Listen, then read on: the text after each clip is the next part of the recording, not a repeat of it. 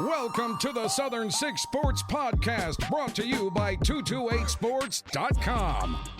Now let's get in the game with your host, Bruce Thornton. And welcome to the Southern Six Sports Podcast, Season 3, Episode 8, brought to you by 228 Sports. I'm your host, Bruce Thornton, co-hosting once again this week, Justin Estes. We are back on Main Street here in Lucedale, Mississippi at the Downtowner Grill. Week 4 of the high school football season is upon us, Justin, and I guess the theme for this week's show could be, and then there was one. Yeah, Poplarville is the lone remaining undefeated team on the coast. We headed into last week with, I think, 5, and our Georgia County Rebels went down, the Pascagoula Panthers went down, the Gulfport Admirals went down, and who was our other one to go down last week? The Iberville Warriors. So now we're left with the Poplarville Hornets, and it wasn't easy for the Poplarville Hornets. No. As they got by with Newton County 34-31.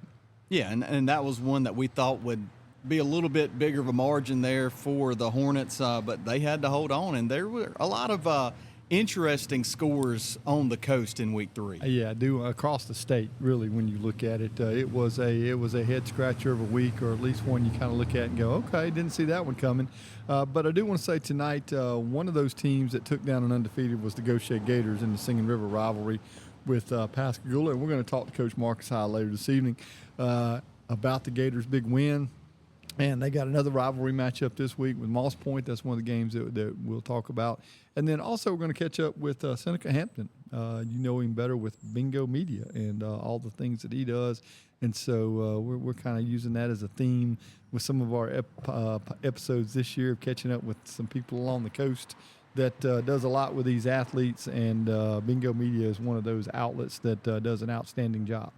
No doubt. They partner with a lot of the journalism departments and, kind of get some kids that are interested in journalism and media just kind of plugged in with an outlet to be able to use their talents and kind of develop some skills that they may use later on in life as a career or whatever. But it really is excellent work, and it gets a lot of the high schoolers in that area involved in different sports and covering things and putting together videos and highlight reels and things of that nature. That's what I was fixing to say. The video and what they do and the highlights and things are outstanding. If you haven't checked those out, definitely go. But we'll catch up with Seneca later in the show. But when you look back, Justin, again, as I said, last week was just interesting. I mean, when you look at it, and let's just start at the top across the state.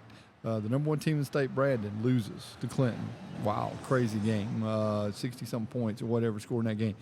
West Jones struggled. We were like, this score can't be right. Well, it was. They struggled with South Jones the other night. And then, like you said, then you look at these other games of all these undefeated teams. Hattiesburg knocks off Oak Grove.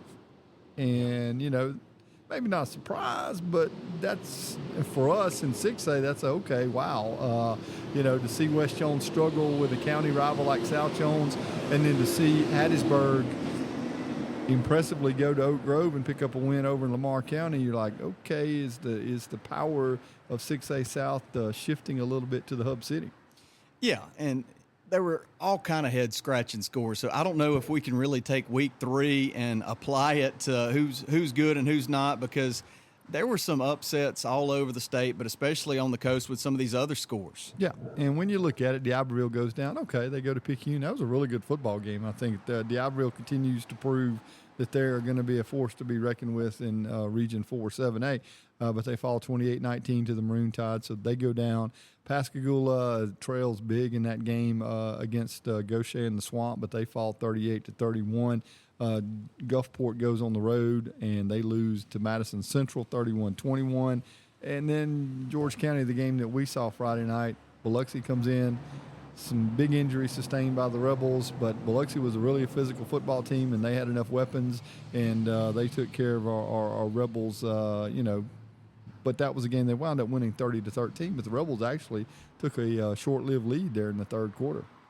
Yeah, that's one of the scores. If you just look at the box score, it definitely doesn't tell the whole story, as there were a ton of injuries for the Rebels in that ball game. The Rebel quarterback Deuce Knight goes down early, And then, we just get on into the depth chart. Bren Moody comes in at quarterback and goes out with an injury. Already one of the backup quarterbacks, Speedall, was out for this ball game as well. So then you start working on your depth chart of, okay, we're on our fourth or fifth quarterback, and those guys really don't get the reps necessary in practice, especially in a week that was shortened with a hurricane coming through Louisiana and, had a couple days off for practice. So you didn't really get to install much of a game plan. But then when you added on injuries too, then those reps were really non-existent, if we're just being honest. Yeah, and that could have been, you mentioned that. I mean, that threw the whole state off, for the most part, because I can't imagine there were too many schools, particularly in the Jackson, Hattiesburg area down to the coast. I know in the coast, that had a regular week of, hey, let's, our practice schedule's not changed, anything like that. And maybe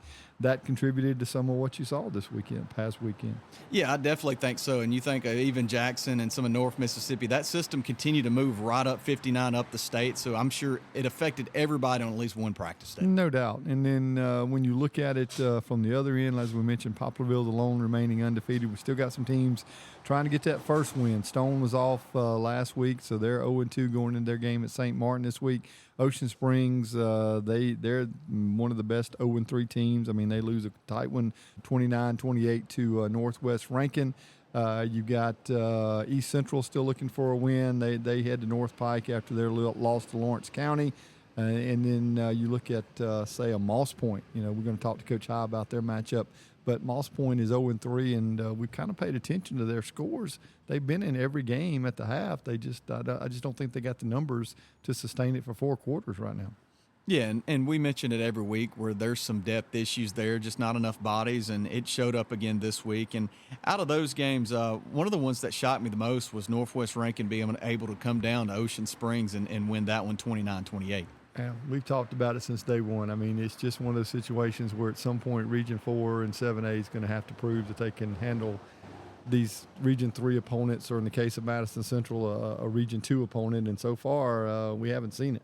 Yeah, and I thought this was the week, though, because Ocean Springs, they played 2 really good opponents in week 1 and week 2. And, that's excusable when you're playing some of the best teams in the state. But Northwest Rankin, I thought this was where they were going to end that winless streak and go to 1-2, but nonetheless they're 0-3 and still in week 4 as we head into it looking for that first win. Yeah, and the other teams still looking for wins. St. Patrick heads to Yazoo City. Man, that's I don't know if they looked at a map of Mississippi, they couldn't find somebody closer than having to go to Yazoo City to play a game.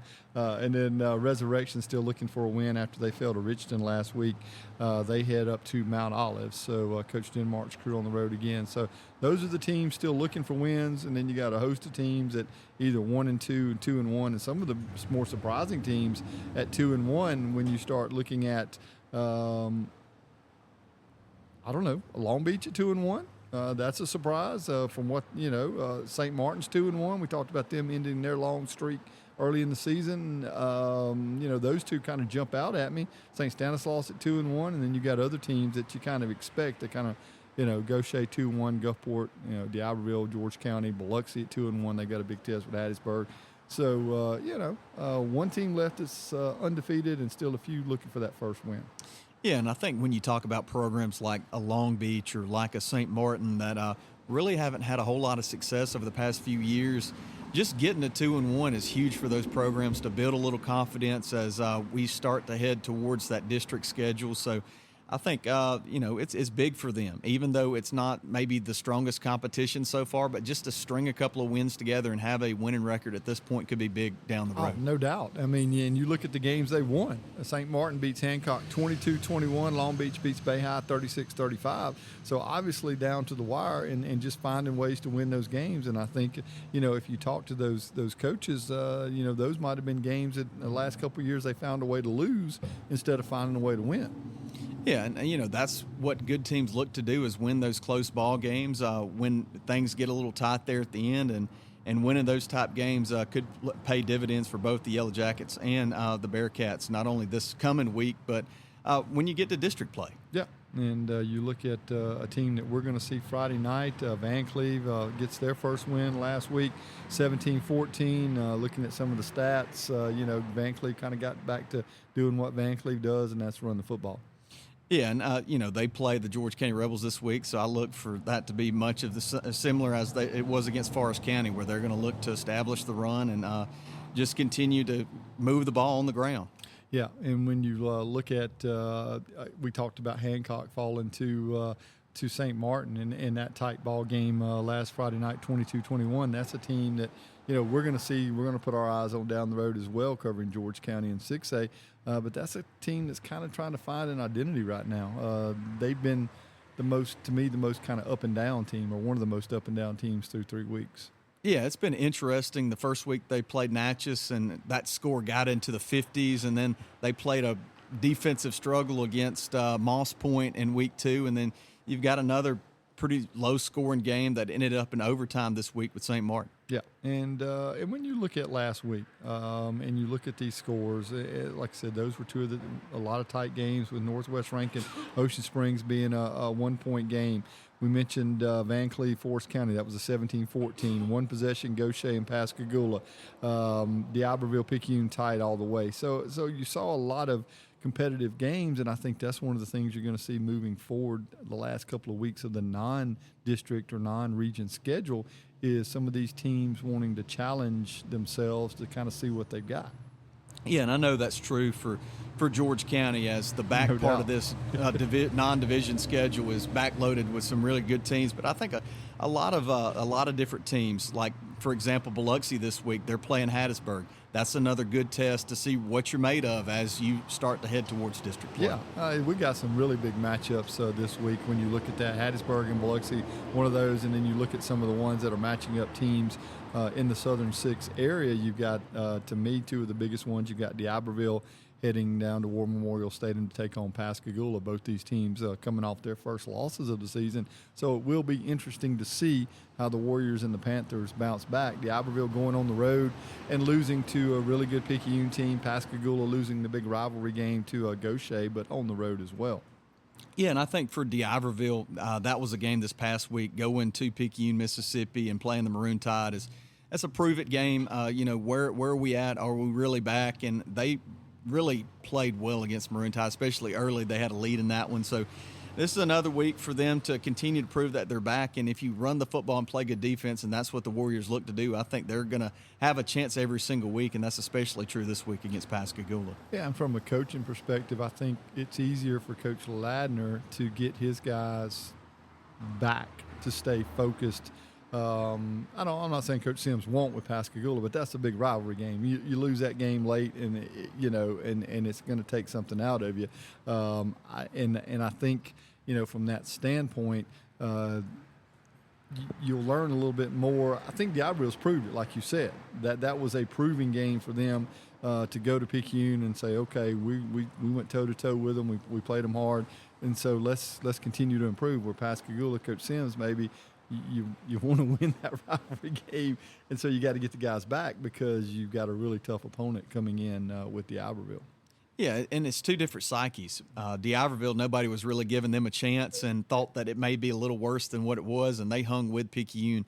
And for Pascagoula, it's the opposite, where they were really the favorites against Gautier, and nobody was really giving Gautier a chance. And Gautier at home ended up proving to be just a little bit better than the Panthers last week. And the other thing is the offensive philosophy. You completely switch gears because you go from facing a Gautier team that throws the ball all over the place, to a D'Iberville team that's really going to be more of a power running team. So you're going to see a more physical game for Pascagoula than you probably saw last week as well. Yeah, a whole lot more physical. Gautier runs that air raid system, so they're going to be looking to throw the ball, 40, 50 times a game or whatever. And then D'Iberville, they're just looking to hit you in the mouth and move the ball on the ground. Yeah, and another matchup, Gulfport coming off their first loss of the season. They head over to Picayune.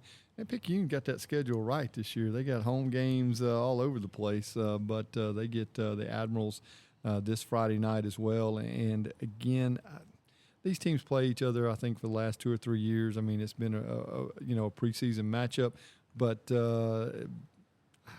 they're two of the best teams on the coast, and they're going to go at it and see who wins. Yeah, and this one has been, a series that's been played for the past few years. And Picayune, they have really challenged themselves with the schedule that they've set up this year. And this is another great ball game of two of the better teams on the coast. In 7A, you look at Gulfport, and even though Ocean Springs is 0-3, that's another team that you look for. So, one of the best in 7A going up against one of the best in 6A. Yep. And then you mentioned Ocean Springs still looking for that first win. They go to Natchez. Natchez is 3-0. I mean, and that trip is not – there's no easy way to get to Natchez, Mississippi. I don't care what part of the state you're coming from. That is a really tough road trip. Yeah, and this is another one of those, like you mentioned, was there nobody closer than Natchez to go up there? Maybe you just want to go up there and see the Mississippi River and all that Natchez has to offer if you're going to stay the night. But another long trip. I think Ocean Springs, we've been saying it for a couple weeks. I think this is the game where they're going to get off the skid and get that first win of the year. Okay. And then you look at St. Martin. St. Martin with a realistic chance to get to 3-1. I mean, they end a 17-game losing streak first week of the season, and they go to Petal, kind of get it handed to them up there, and then they get this 1-point win, and they got a chance to get to 3-1, and for a team that hadn't experienced success, that's huge moving forward. Yeah, and just looking at some of the games for Stone, they've been low-scoring games, so this could be another one kind of like this week where it was 22-21. Look for another low-scoring game, and St. Martin can definitely pull it out if they play good defense again, score just a few points. Could be another win for because you the look Yellow at Jackets. Stone, they got shut out by Biloxi, and we saw Biloxi's defense firsthand the other night. They're pretty good, and they got some guys that fly to the football. And then one of the surprising games of week 2 was at Poplarville, I think 13-7, something like that. So Stone has obviously been offensively challenged the first 2 weeks, only scoring 1 touchdown. And so St. Martin, like you said, that's got a chance to be, that 20-17 game, 20-14. And St. Martin won a close one last week, and that may pay off for them going into this week. Poplarville probably going to get to 4-0. They host Pearl River Central, and Pearl River Central 0-3 now on the season, coming off their loss last week. And, that's just a tough matchup for PRC. Pass Christian beat them 41-28 last week. They're scoring a lot of points, but it's a little different challenge of an in-county rival like it is with Poplarville and PRC. And then Poplarville, like I said, they're undefeated. Yeah, and they say you can't use transitive property when trying to figure all this out, but PRC hung with South Jones, which hung with West Jones, so maybe they're not as bad as their record indicates, but You'd think that the Hornets would be able to take care of business this week. Yeah, and then you've got Petal, who has already beaten St. Martin here on the coast. They lost a tight game. Hattiesburg was like 7-3, something like that, wasn't it? Pretty close early in the year? 7-3. Yeah, and so they go to Hancock. So, Hancock, that's going to be a tough matchup for them. Long Beach has got a shot to get to 3-1. Of all the teams on the coast that you said after 4 weeks could be 3-1, Long Beach and St. Martin probably wouldn't have been high on the list, but here we are with the way that they've played so far early in the year. If Long Beach at home can take care of Purvis, 3-1. Yeah, which the Bearcats were able to take care of the Tornadoes last year, so you get them at home this year. I definitely think that's a very winnable game for the Bearcats. Yep. Bay High goes into West Harrison, and the Hurricanes have kind of righted the ship a little bit after that tough loss to Greene County first game of the year, and we kind of figured out Greene County's offensively pretty good. But West Harrison beat East Marion 48-12 last week, and you figure they're probably gonna get to 3-1 as well. Yeah, and I know Greene County's not necessarily in the Southern Six, but they had a big win against Wayne County, so I definitely don't think that lost first game of the year for the Hurricanes looks that bad, and I think they'll be able to take care of Bay this week. Yep. And we mentioned East Central. They make the long road trip to North Pike. And, again, another team that's just kind of got a hard time getting going offensively. They lose last week 21-8 to Lawrence County. We were kind of following the score, and I think that was like 15-0 in the first half. And then they're limited in their ability to throw the football right now.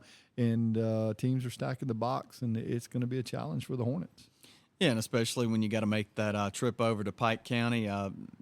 Pretty long road trip for the Hornets, so it could be another tough week. Yep.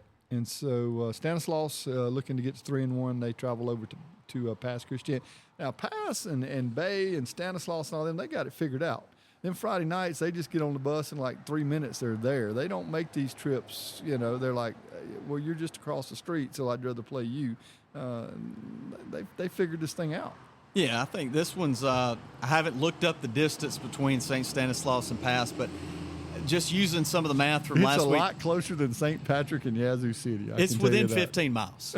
It's within 15 miles of one another. Yeah, it would be interesting to see which one's closer, St. Stanislaus and Pass or PRC and Poplarville, Carrier and Poplarville. I'm going to say it's St. Stanislaus and Pass. I It's would just agree over with the that. bridge. Yep. So, and then you've got, like I said, Resurrection heading up Highway 49 as they take on Mount Olive as they look for their first win along with the Irish. And then you mentioned Greene County. I got them on here, 66-48 last week over Wayne County. Kobe King, 9 touchdowns in the game. I don't care what you're playing. You score 9 touchdowns. That's an impressive performance. They get Forest Counties. They're trying to get to 3-1. And Wayne County, West Jones, that's a big, just not in our area, obviously, but that used to be one of the premier matchups in the state of Mississippi, as far as one of the y'all versus us rivalries that the book covered. And I know they've had television covering them and all this stuff, and been a little one-sided here lately with West Jones. But, obviously Wayne County can score some points.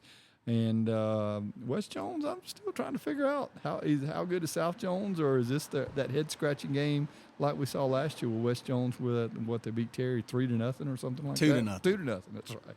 Yeah, safety was the only points in that game last year where we were just like, was there a forfeit? How do you win a game 2-0? But no, safety was the only points in that one. And I don't know. This is another one of those games we're going to pay close attention to, obviously, with West Jones being one of the favorites in 6A to go back to the state championship and win it again this year. And Wayne County, a team that the Rebels play later on, just lost to Greene County. So this is another matchup to kind of gauge where these teams are. There you go. So there's the schedule coming up this Friday night. Got a lot of homecomings this Friday night. I was looking on the schedule, and also some big matchups with the team. So that's what we want to do during this segment. We want to kind of review last week and get you set for this week. When we come back, we're going to catch up with Coach Marcus High of Gautier High School. The Gators coming off their big win over Pascagoula, and another matchup with the rival there in Jackson County, taking on the Moss Point Tigers. And like I said, we're going to catch up with Seneca Hampton of Bingo Media when we come back to the Southern Six Sports Podcast, brought to you by 228 Sports. We'll be back. Hey, all of you South Mississippi sports fans, are you ready for some high school prep sports this fall? Get in the game with the new 228 Sports app. Live scores, breaking news, players of the week, and so much more. Now available for iPhone and Android devices. Download the first dedicated high school sports app for South Mississippi today. Only from 228sports.com. And welcome back to the Southern Six Sports Podcast, brought to you by 228 Sports. I'm your host, Bruce Thornton, co-host tonight, Justin Estes once again. And our guest by phone is the head coach of the Gautier Gators, Coach Marcus High. Good evening, Coach. How are you tonight? Doing great. How y'all doing? We are doing well, man. Your Gators coming off a big win Friday night over the rival Pascagoula Panthers, and another rivalry game coming up this Friday night with the Moss Point Tigers. So you guys staying close to home, battling it out in Jackson County. Yeah, we are. Whenever you can get a good win like we got the other night, it feels good, but you got to back it up with another, so-called rival. So, we still got to be together. Yeah, and you guys with that win there in the swamp, and just talk a little bit about that game. It seems like you got off, I think y'all were up at 17-7, if I remember hearing that score, seeing that score, and then just kind of got into a little back and forth there at the end to pull it out. Yeah, we had a chance there to kind of finish things off and moving the field well, and unfortunately we had a fumble, but no credit to the assistant coaches and the players. I mean, the kids, they kept playing hard, and, we always feel like if we got the ball at the end of the game, we got a pretty good shot to come out on top, give credit to Coach Sims and Pascagoula. They got a good squad over there, so, we really feel fortunate to come out of that one with a win. And just real quick, Coach, talk about the rivalry. I mean, we do rivalries. We got Greene County, George County up here, and we know how that is. But I mean, this is this is the same school district. I mean, you guys are playing, with really close to home. I mean, and we talked about it up here. It's a lot of families and a lot of crossover and different things. And I got to figure this rivalry is very similar to that. Well, probably what makes this rivalry, a little more than others is back years ago, Gautier was a Pascagoula high school. Right. So then when the split happened, there's been a lot of back and forth with that, it being in the same school district. I mean, you got maintenance guys talking about the game. You got janitors. It might be the lunch lady in line. I mean, it gets pretty pretty fun when that week comes. I can promise you that.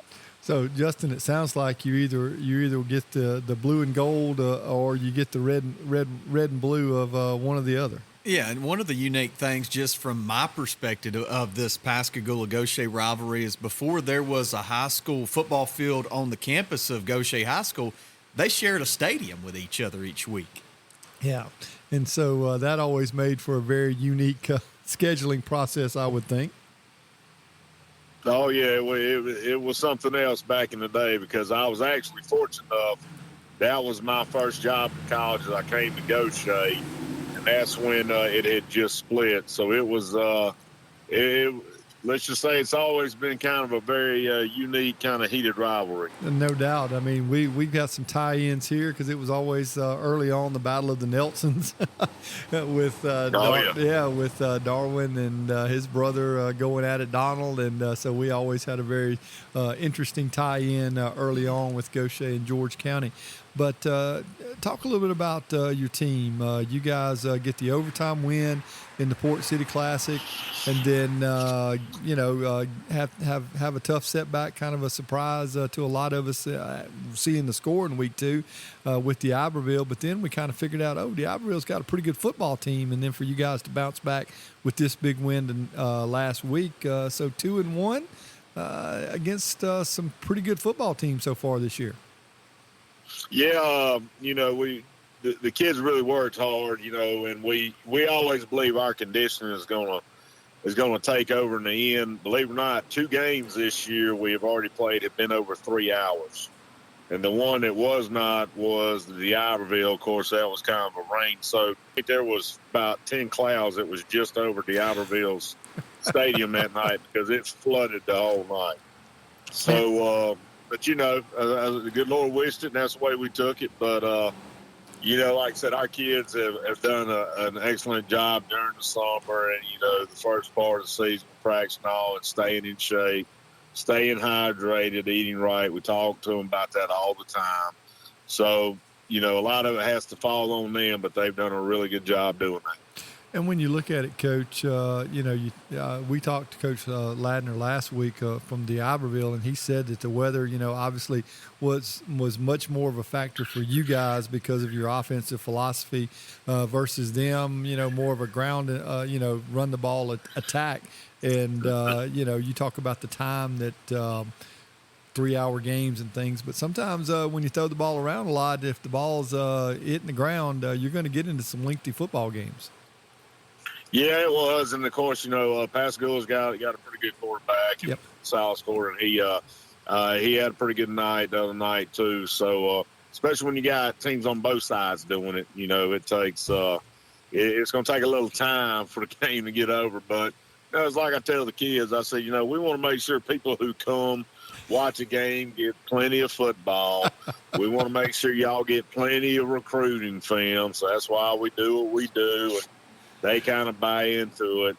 To kind of go back with Coach Ladner, they've done an exceptional job at the Iberville, and just playing them and playing some of the other teams we had, they're going to make a little bit of noise this year, I believe. I totally agree. And Justin and I were talking in the first segment when we recapped the games from last week.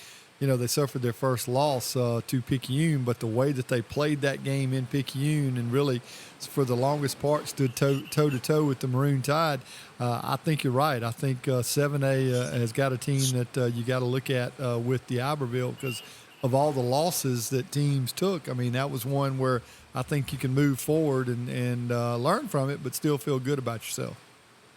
Yeah, I think without a doubt. Like I said, they've done a tremendous job over there. And so for you guys, 2-1 on the season. Again, the overtime win early, always good to get that first one under your belt. And then the rivalry with Pascagoula. But is it a challenge for your coaches and for your team to come off of that, knowing it's really kind of another rival? I mean, with Moss Point being there in Jackson County, again, a lot of guys that work together, whether it's in Ingalls or Chevron or wherever it might be, and just a unique challenge to get your guys back focused. Or have they come out early this week, really looking forward towards Moss Point? Well, we tell them all the time, and I think every coach does it. We're all in the 1-0 mentality.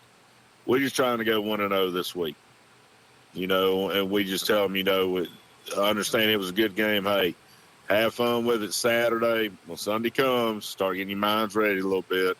When Monday hits, we've already forgot about what's behind us. So let's just try to go 1-0 every week. And we've followed, obviously we follow scores every Friday night. We give updates and things. And this Moss Point team, they're 0-3. Coach, every time I look about 8:30, it's halftime of their games early in the season. And they're tight football games. I mean, is that what you've seen on film from this Moss Point team? I mean, they've really done a good job of competing early, but I've heard their numbers are a little down. Or are they just running out of gas in the second half? Well, it's that a little bit. I think they're doing a really good job over there.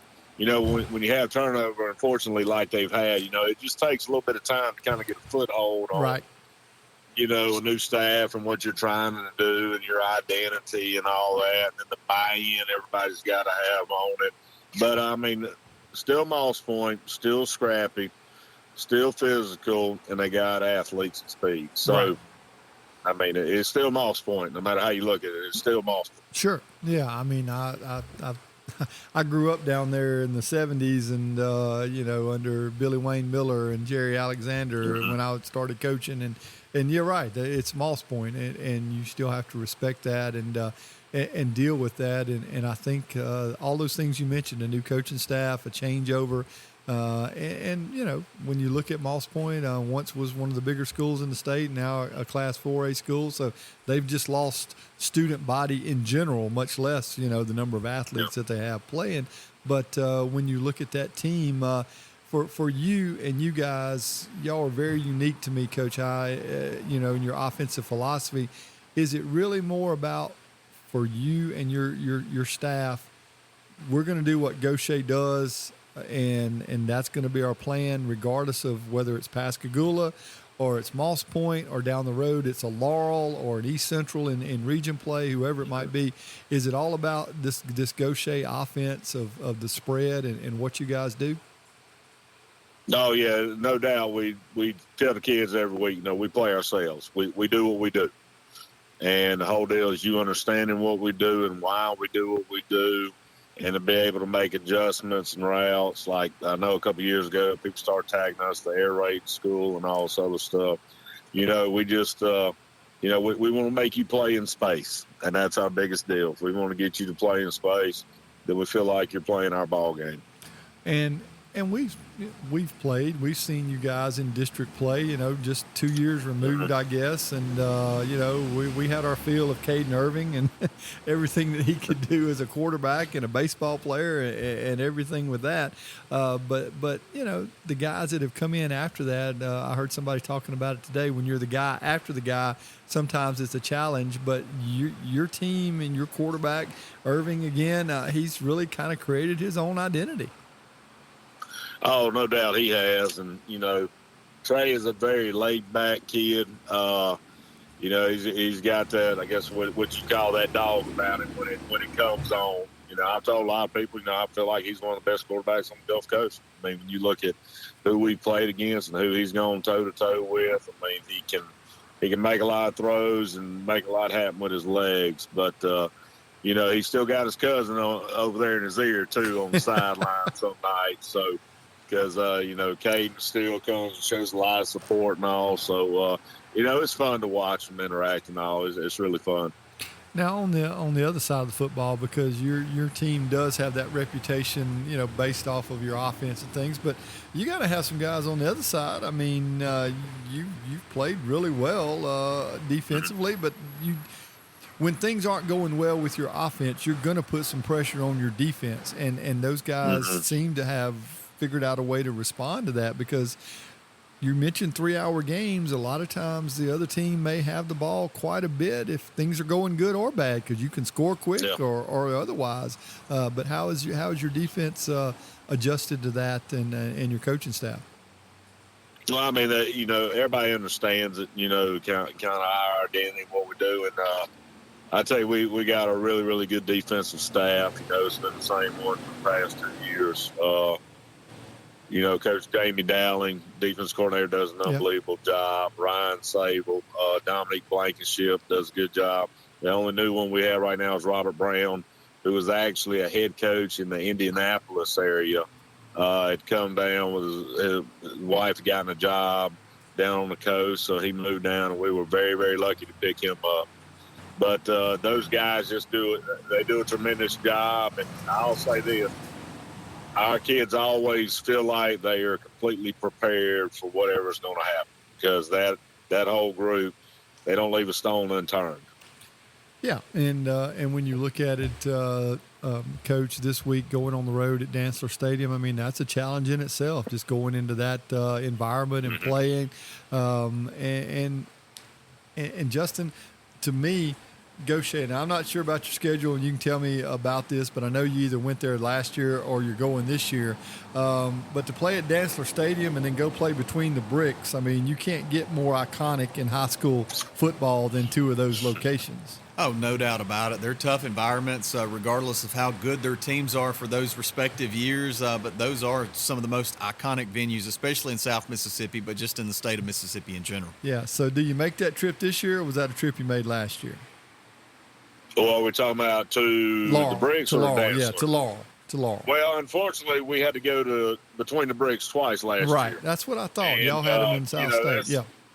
Yeah, that's not where you want to go twice in 1 year. But, they do a great job there, and it is an unbelievable atmosphere. And that is one of the loudest deck-up stadiums you could play in. Yeah. You can't hear yourself think half the time, but it's fun. Kids enjoyed it. I mean, we enjoyed both back and forth between us. Well, you get them in the swamp then this year, and then obviously that might be a big game to determine who gets to host the second game down the road if there's a rematch. Yeah. Hopefully, we got a little time before then. So. Right, yeah, and that's one thing about this new schedule, Coach. You play more non-region games than you do region, but I think this region is very distinct. One of the more, because it's really the most spread out of all the regions, because you do have that Laurel and that Wayne County sitting there with, for the most part, I guess everybody else is Jackson County. Well, you got Stone, but you still kind of spread out more so than 7A or 6A or even 4A. But when you look at that, do you think that playing the Gulfports, or playing this week Moss Point and Pascagoula, these coast teams, and some of these tough places to play, as we mentioned, like Dantzler Stadium, does that get you ready for that trip to Wayne County? Does it get you ready for that trip to Laurel? Well, hopefully it does. We believe, like we played Harrison Central early in the year. We were hoping, that's going to hopefully get us ready a little bit for a team like Laurel. And then some of the power run teams we play early, like at the Iberville. Hopefully that's going to get us ready for the Wayne counties and all that. Or, if we're able to go down the road a little bit further, some other teams like that. Sure. Yeah, because I think there's some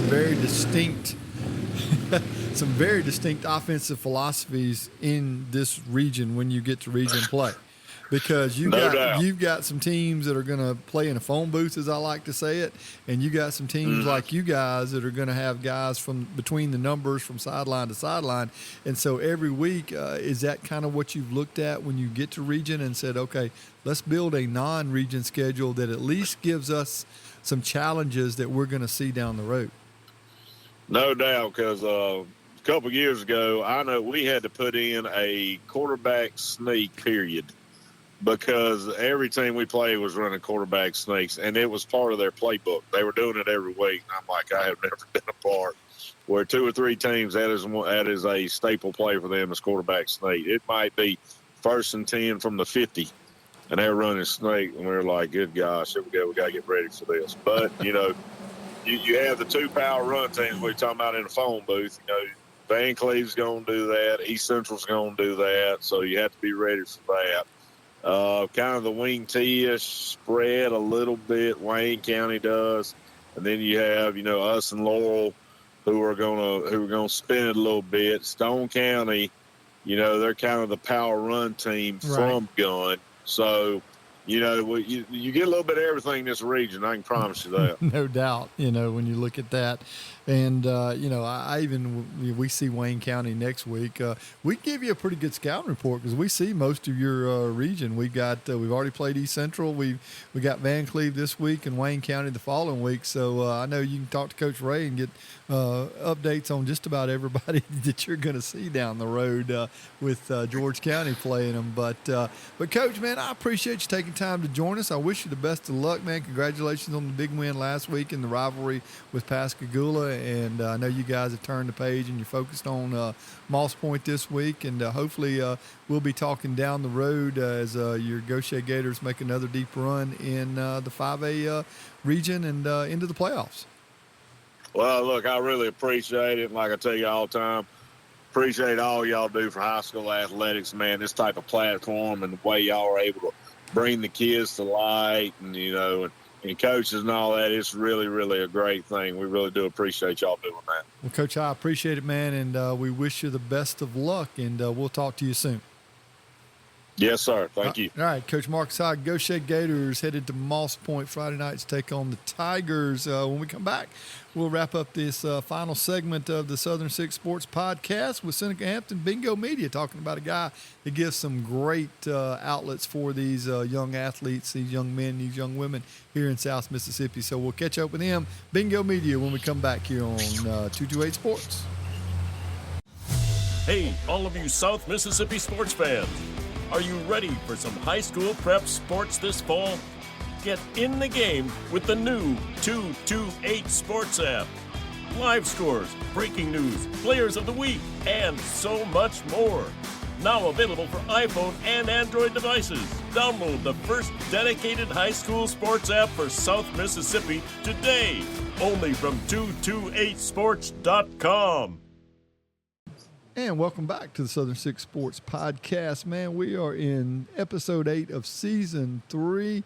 Justin Estes, Bruce Thornton. We are joined by Seneca Hampton Bingo Media, and we have titled this week, and then there was one, because that is all that is left as far as undefeated teams on the Mississippi Gulf Coast. We are down to the Poplarville Hornets in the 228 Sports area, Seneca. But you guys with Bingo Media, man, first off, how are you doing, man? Hadn't had a really chance to just sit down and talk to you. I know we run in the same circles and probably at a lot of the same places together. You've been up here in George County a lot, giving us some great coverage for the Rebels. But, man, it's nice to finally get you on the show. Right, man. I appreciate it, man. It's good to be here, too. Like, I know our paths was going to cross eventually. We be always in the same area, but we always working, so we can't just communicate with each other. But luckily, Jamie Foster hooked this up. Now here we is, man. That's it. And you guys have done a lot. Justin and I do all of our coverage, obviously, on Friday nights, and even we cover it all. We slide from football right on into basketball and baseball and everything. And you got so I've even hey, Grace, your original student reporter for George County. I've had her co-host the show a few times when Justin bails on me. I love Grace. Justin, when we get to basketball, Justin just kind of bails on me sometimes, so I have to find me a host. He finds other things to do. But man, just talk a little bit about how you got started with this and what was really the driving force behind creating this great venue, this great outlet to media for high school sports here in South Mississippi. I have always dabbled on social media a lot with the community. I always like to be an advocate for high school athletes trying to get that to that next level. I felt like we didn't have enough media exposure. Our kids weren't getting noticed.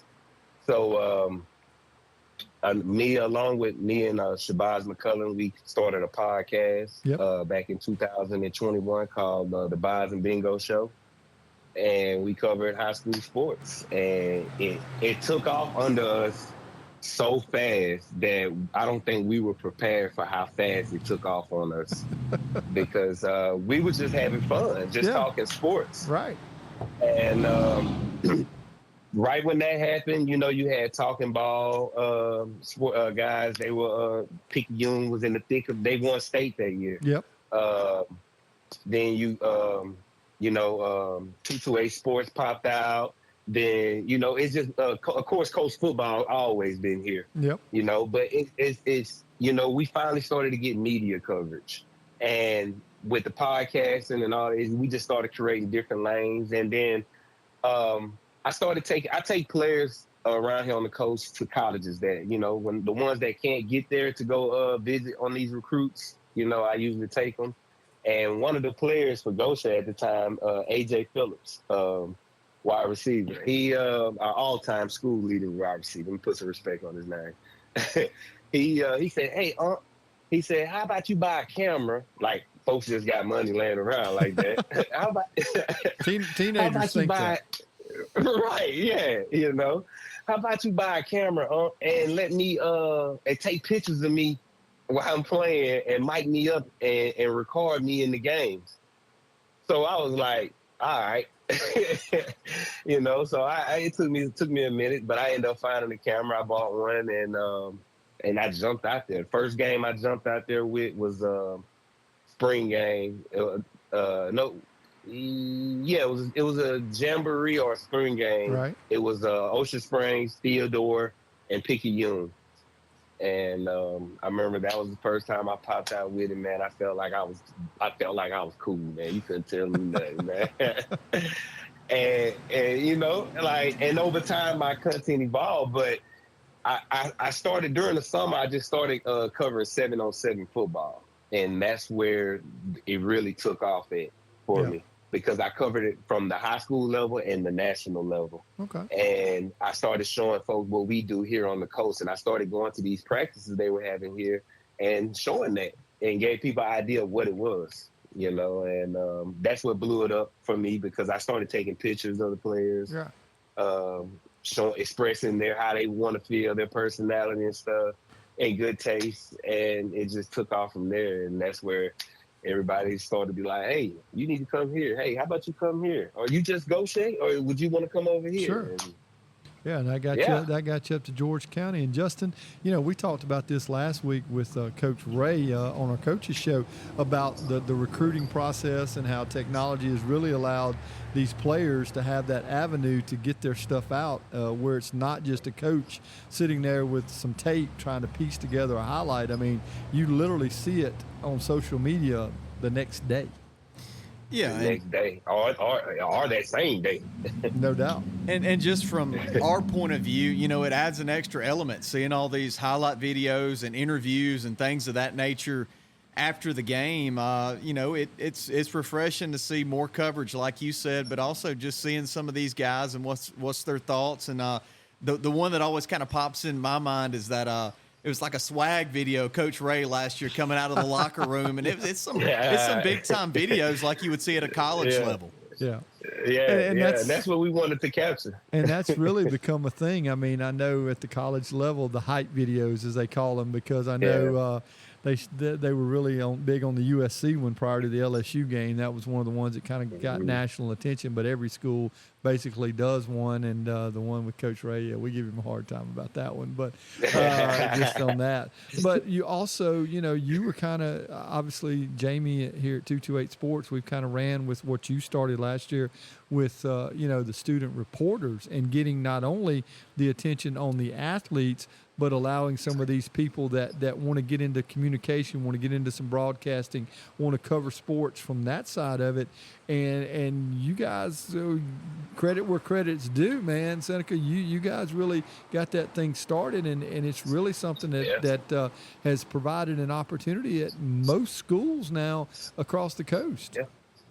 Yeah, and when it first happened, Jamie, he hit me up, and I was like, hey, man, I said, you have a bigger, like 228 Sports have the makings for it. I said, how about you? You know what I'm saying? I just kind of pitched it to him, but I think he already had it in his mind. I'm doing this anyway. You know how Jamie is. Jamie, me and Jamie, we're vets, so we may come off like we're braggadocious or cocky, but that's just that's just our energy. That's how we carry ourselves, man. We're vets. We made it back over here across that water or that sea. Well, there you go.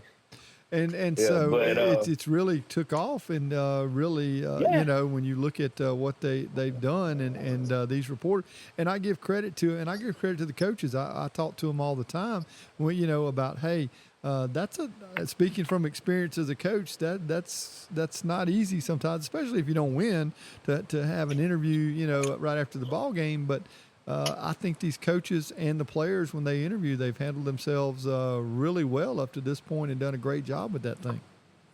Oh, yes. And like I say, 228 Sports covers more ground. And that's why I love the fact that he structured it up the way he did, and it's perfect. Me and Jamie talk a lot, man. So, it's beautiful to see that, just to see the involvement in that.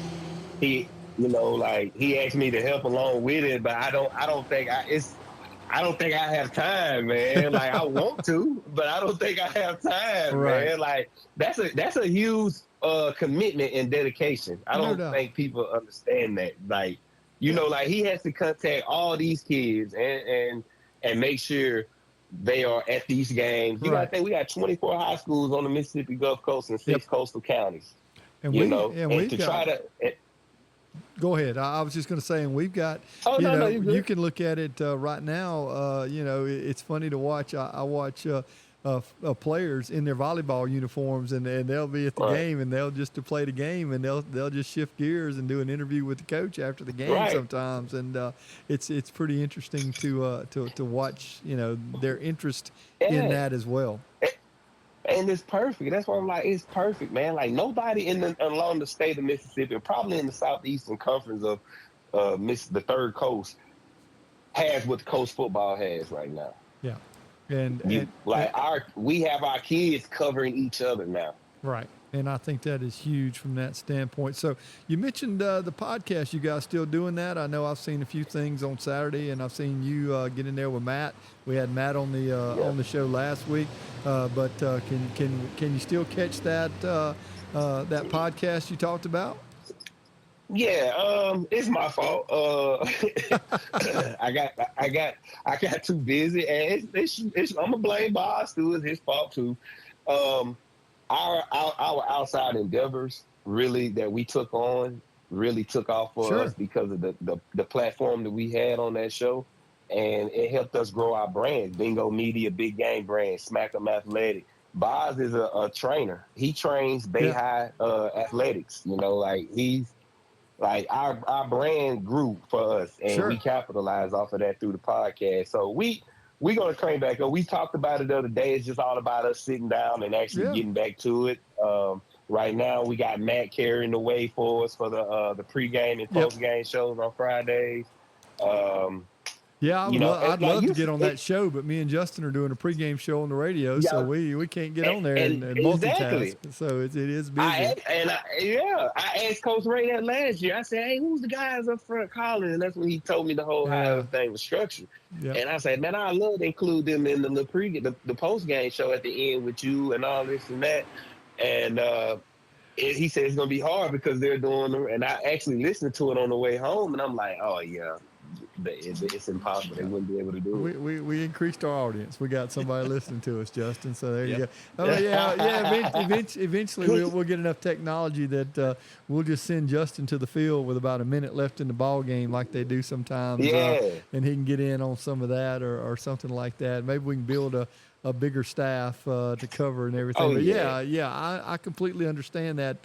There's only so much. There's only a limit to what you're physically able to do sometimes, and it sounds like you guys are at. And talk a little bit about that. You mentioned what they do is SMA. You called it something smack. It's Smack 'em. It's Smack 'em Athletics. Yeah, they do some multimedia stuff early in the year with some coaches and different things like that as well. And I think that may be something that that we can kind of expand on if we can kind of get. Because you mentioned it, you got Talking Ball, y'all. You got Matt. You got you know you with Bingo, us, and 228. If we can kind of consolidate some of that, I think that that coaches. It's basically just in a high school media days, and I think that's something that you might could see grow in the future. Yeah, and that's just great for high school sports. Yep, no doubt. Yeah. So who is that? That's somebody else jumping in there. That's Justin. Yeah, that's my co-host. Oh man, he ain't even introduced himself. He ain't said nothing. Just been on here eavesdropping. I know, I'm just messing with him. He's the voice of the state champion baseball Rebels. That's where I was out of town and he had to carry it solo, and he took us home last year for the state championship. But that was big, man. I was mad at them too that they didn't hit me up and ask me to come follow them last year, man. Like, well, that was going to be my question. That's where I was headed. Is that something with basketball and baseball? I mean, do you have that desire to maybe expand a little bit and do something beyond football season, or is your plate just kind of too full right now? Yeah, I don't want to eat off more than I can chew. I can't handle stress good. I got a preteen daughter. I got a 5-year-old son. I'm married. And family first with me. Oh, no doubt, no doubt. Hey, I coached girls softball for 20-something years, so I know just dealing with those. That's a challenge in itself. But what's on the horizon? You guys, you continue to kind of just do your thing on Friday nights and just kind of continue to promote high school athletes. Yeah, like what I do. I do creative services. So, like, whenever you got an idea that you think you want to bring to mind, that's what you call me for. What can Bingo do for you? That's it. Like I said, bring you. Our coaches. I'm a coach. So I know what coaches think, and I understand what it's like to build a program. So I'm a coach. I'm like a personal assistant to a coach to be able to do things that they need done for them while they can still do their X's and O's. Yeah. Like, for instance, Coach Ray. He has his idea of things. He'll be like, I got this, I see this vision of this and that, and I'll be like, okay, now we'll brainstorm on it, boom, then we'll bring it to life, And that was the form of the hype video this year, the media day video, the players, posing while they was taking the pictures and all that, like he gives, Coach Ray really gets it. Like George County is kind of look like, if you come to Gilmartin on a Friday night, I keep telling people this now, you're going to get an experience like no other. First of all, you're going to get the best grass in the state of Mississippi field. The grass is so good, you can eat it. The grass so good, you can eat it, man. I don't like the logo this year. I like the one better last year. I don't know who did the logo this year in the center of the field. But it'll do. But that you're talking about the helmet that was last year. That there is no stencil to that. That is strictly talent, hand drawn, and we talk about that. I ain't want to hurt nobody's feelings. I forgot I was online, but I ain't rocking with it. It looked compressed, like. But it's a talent though. Whoever did it, I'm not hating. For the work that you did, that is very hard. The grass, like they really cut the grass. I watched the whole process. I've been at the county going on 2 years. It is a process for that field. That's why you don't see no injuries out there on that grass field because it's real. Well, we saw a few last week. Biloxi kind of put a beat. It's more because of Biloxi. It certainly wasn't because of the field. But Coach Kelly Causey does that by hand when he does that drawing on the field. So, it is a beautiful place with the natural grass and everything. So it is. It is. Well, man, it was really good to catch up with you and finally cross paths and talk because we covering a lot of the same kids for a while, and I just wanted to catch up with you, and I want to do this as much as I can each week. We've talked to the guys over at Pekin Union with Talking Ball, and we had Matt on last week with Gulf Coast football, and you guys and what you do, and I want to get Shabazz on here at some point and talk a little bit with him, so I may try to get some information how to reach out to him from you. But man, thank you, man. Seneca, man, I appreciate it, and wish you the best. And like I said, maybe me and Justin can get out of the press box a little early and catch you down on the field at Gil Martin on one of these Friday nights. Oh, I'm coming up there with y'all. There you go. Well, come on. We are up there. We got our spot. So come on up and see us. If you get there a little early, we can get you on the pregame show. We'll talk a little bit of football about it. So, but man, have a great evening, and man, appreciate you taking time out of your very busy schedule because you are a busy man, and talking to us here on 228 Sports. I appreciate y'all, man, for having me. Always. Yes, you got the number now. There you go. We'll cross paths again, and we'll get you back on here for sure. But man, you take care, and hopefully we'll see you Friday night.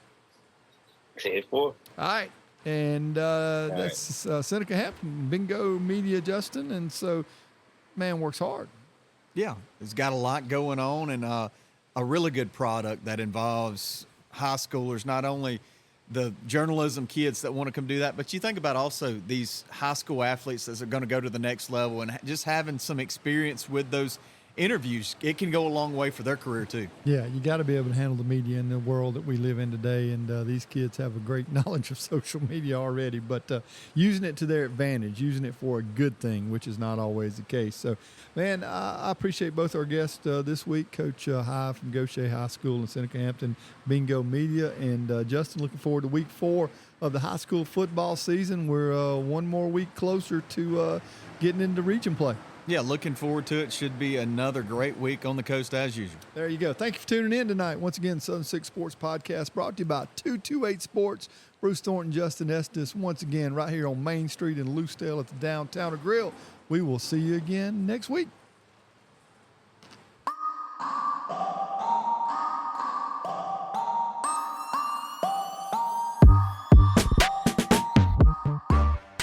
You've been listening to the Southern Six Sports Podcast with Bruce Thornton. Stay in the game with 228sports.com. The Southern Six Sports Podcast is produced weekly by 228sports.com. All content and interviews are copyright of 228 Sports LLC. Contact us on the web for more information.